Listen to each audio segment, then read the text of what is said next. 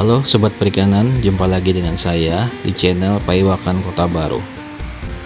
Kali ini saya akan memberikan informasi tentang bagaimana prospek pengembangan sistem bioflok dalam menghadapi tantangan-tantangan budidaya yang ada di Kota Baru. Bocoran sebaran permukiman IKN Nusantara Kaltim, Tiru BSD City dan Alam Sutra. Selain kantor pemerintahan, Ibu Kota Nusantara bakal memiliki kawasan perumahan untuk para ASN hingga masyarakat umum. Jadi Sobat Perikanan, IKN Nusantara yang baru dicanangkan pada bulan Februari tahun 2022 ini letaknya kurang lebih 300 km dari Kabupaten Kota Baru.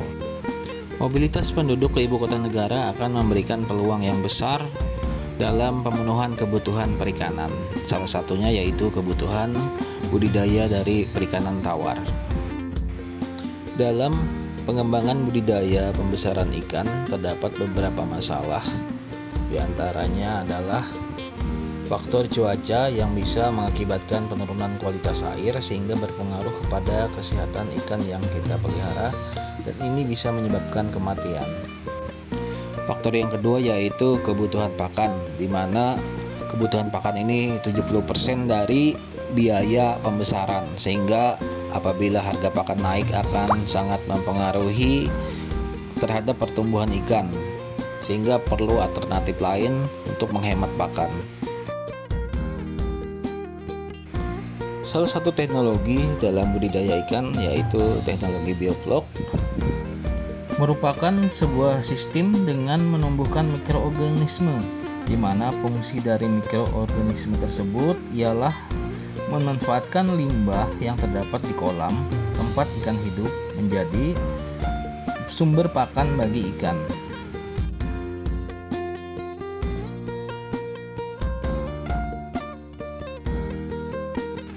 Keunggulan yang akan didapat dari pembudidaya dengan menggunakan sistem bioflok ini diantaranya yaitu kebutuhan akan air dan lahan yang minimal, sehingga tidak perlu sering-sering ganti air, bahkan tidak perlu penggantian air.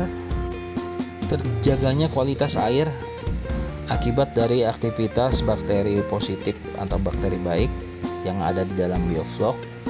Dan yang terakhir yaitu flok yang dihasilkan ini bisa dimanfaatkan sebagai pakan alternatif bagi ikan yang dipelihara. Dalam uji coba bioflok pada pembesaran ikan nila ternyata mampu menghasilkan efisiensi pakan 30% dan penambahan bobot 3% di atas daripada sistem biasa. Akan tetapi masih ada kekurangan yaitu daripada segi sintasan. Hal ini bisa kita temukan dan atasi dengan melakukan karantina di awal penebaran bibit. Biasanya permasalahan itu disebabkan ikan kaget ketika masuk pertama kali di kolam yang ada sudah biofloknya. Nilai ekonomis pengembangan sistem bioflok dalam pembesaran ikan nila dan lele ditunjukkan dengan nilai HPP, yaitu pokok produksi, di mana HPP untuk lele itu sekitar 1,3 dan untuk nila 1,5. Dengan nilai yang didapat ini bahwa sistem bioflok merupakan layak untuk dilaksanakan dalam pengembangan sistem budidaya bagi masyarakat.